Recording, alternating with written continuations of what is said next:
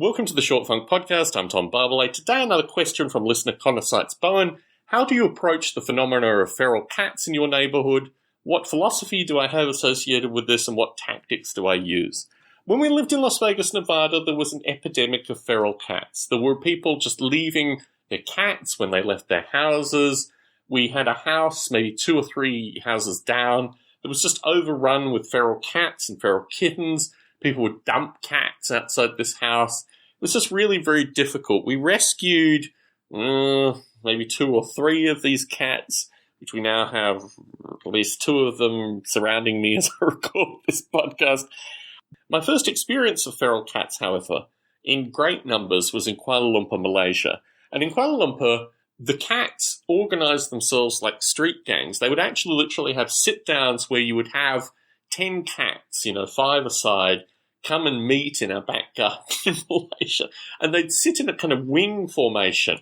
And they'd do various things. There'd be various posturing, some hissing, what have you. And then all the cats would back away from each other, and the territorial dispute would be solved for, at least a few weeks.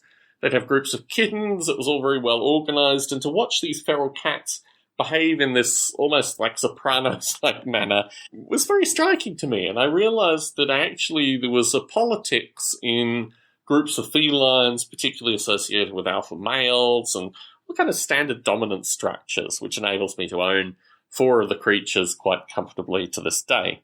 With regards to San Jose specifically, you're not dealing with vast numbers of cats. It's not a Las Vegas or a Kuala Lumpur situation. It's a unique situation, which is typically individual feral cats that have territories that they protect. Some of these territories change over time. And what I've observed through the cameras primarily is a group of maybe 6 or 7 cats, of which 2 are regular contributors to the video footage. My suspicion is probably of the 6 or 7, good majority of them have homes. And the reason that we don't see them often in the cameras is because they're in their homes, eating their food, being regular house cats until they're effectively let out. In terms of my general philosophy, I think each cat in each region is different.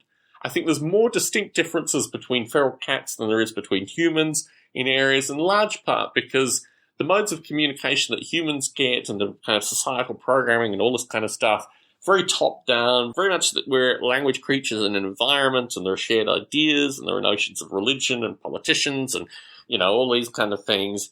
Cats don't have that. So when cats come to an environment, there's various body language that they use, there's various posturing, but a lot of it is to do with their size, their tenacity, their fights, their ability to impact things in individual, certain circumstances that just arise and are remembered. And in this light, I'm very mindful of the fact that I need to study the cats and their behavior. There are various shared linguistic traits with cats. I've talked on Stone Ape previously associated with using my eyes, using various body movements in order to communicate with cats, which apparently works universally, and I've gotten good feedback to that extent. Really, when you interact with or when you observe a feral cat, you need to pay a lot of attention to the cat's behavior, the cat's movements, things like how the cat eats, things like how the cat kind of protects itself, creates safe barriers, all this kind of stuff, very much associated with eye and body movement. And in this light, you've got to just be a student, fundamentally, in every feral cat interacting situation. Tom Barbalet in San Jose, signing out.